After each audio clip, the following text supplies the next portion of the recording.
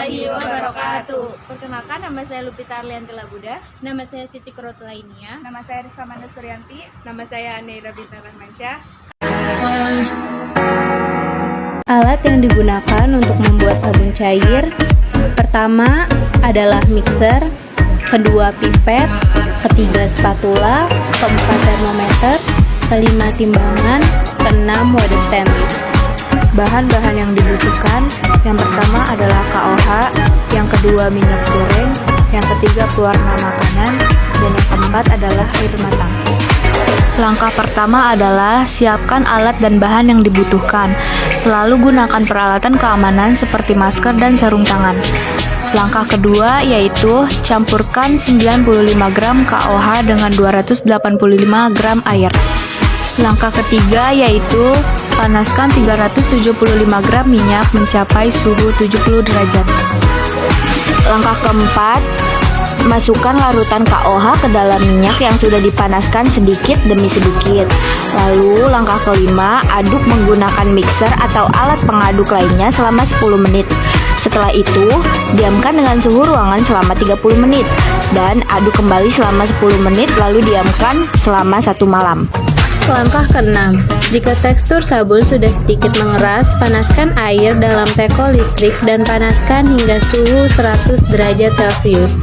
Langkah ketujuh, masukkan sabun ke dalam gelas plastik atau wadah stainless steel dan masukkan wadah ke dalam air yang mendidih menggunakan teknik double boiler.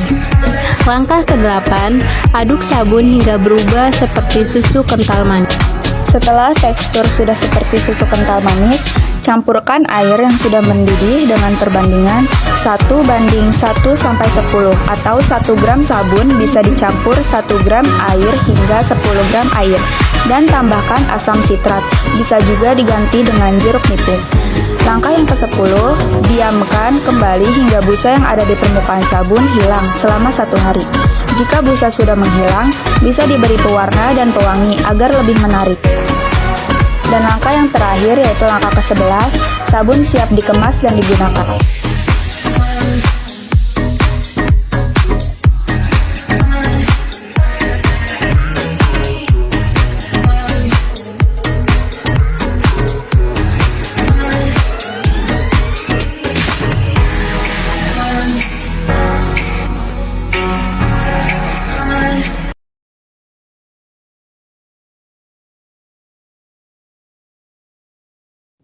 Tujuan praktikum yang pertama yaitu mengukur kemasan sabun menggunakan jangka sorong.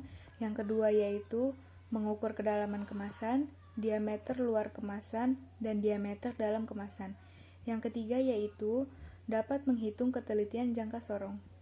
Jangka sorong merupakan alat ukur panjang yang terdiri atas skala utama, skala nonius, rahang pengatur garis tengah dalam, rahang pengatur garis tengah luar, dan pengukur kedalaman. Skala nonius disebut juga sebagai skala Vernier. Panjang 10 skala nonius adalah 9 mm. Ini berarti 1 skala nonius atau jarak antara 2 nous berdekatan sama dengan 0,9 mm. Dengan demikian, selisih skala utama dengan skala nonius adalah 1 mm sama dengan 0,9 mm sama dengan 0,1 mm atau 0,01 cm.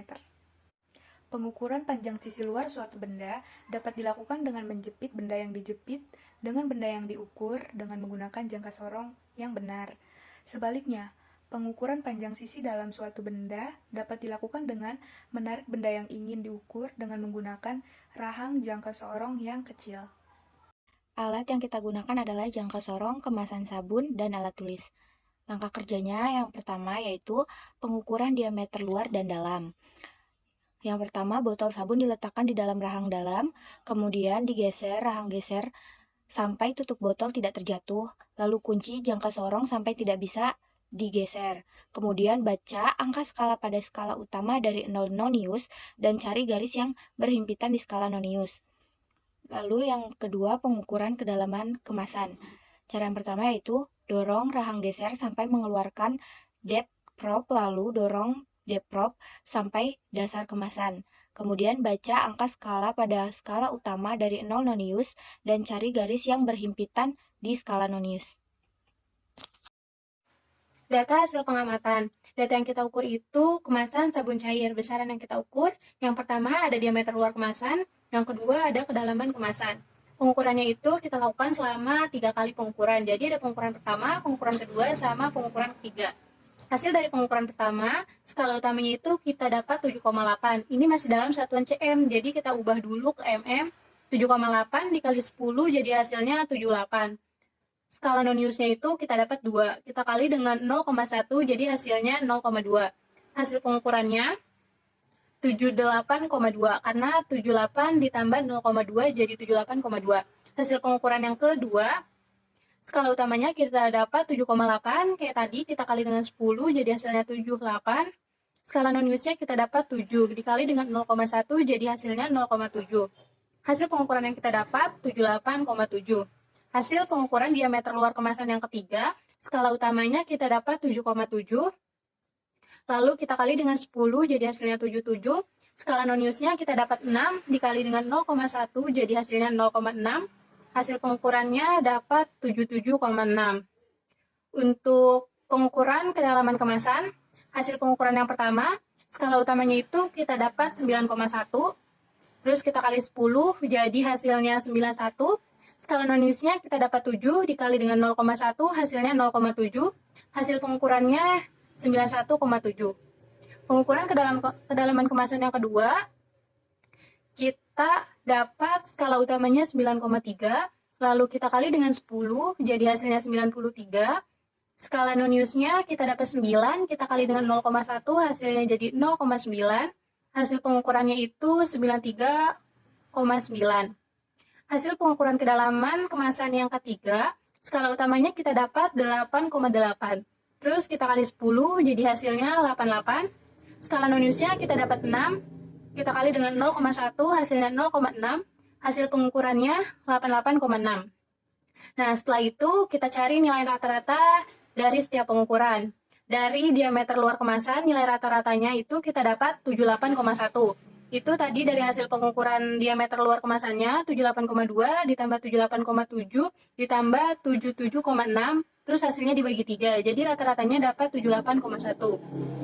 Rata-rata kedalaman kemasannya kita dapat 91,4.